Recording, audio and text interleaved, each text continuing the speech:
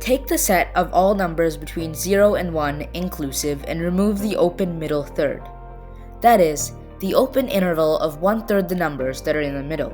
In this case, we're left with the two segments between 0 and 1/3 and 2/3 and 1. Doing this again means we need to remove all the points between 1/9 and 2/9 and 7/9 and 8/9, leaving us with 4 segments. After this process of removing the open middle third is done an infinite amount of times, the points left are called the Cantor set. In this video, we're going to show that there are an infinite amount of points in the Cantor set, and we're going to calculate the total length of all the removed segments. At the end, you may discover something that might be very hard to believe. First, notice that the endpoints of the original segment, 0 and 1, will never be removed. This is because they are the endpoints and will never be in the open middle third. This means 0 and 1 will be in the Cantor set. After removing the open middle third for the first time, there will also be 2 segments instead of 1, which means there will be 2 new endpoints, 1/3 and 2/3.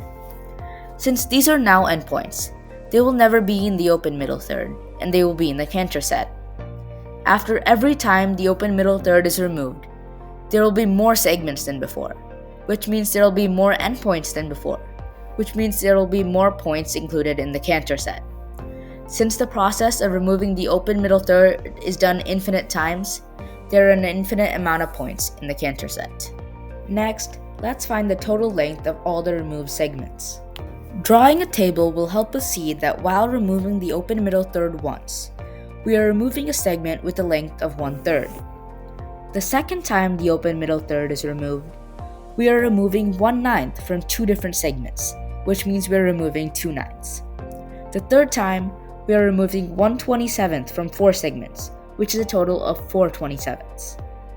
Continuing this table will help us notice that this is a geometric sequence, with first term a equals 1/3 and common ratio r equals 2/3. Using the formula for the sum of a geometric series, a over 1 minus r, the total length of all segment removed is 1. Have you realized what has just happened? The total length of the segment we started with is 1. The total length of all the segment we removed is 1, which means the total length of the Cantor set should be 0. But we also just proved it has an infinite amount of points. How is that possible?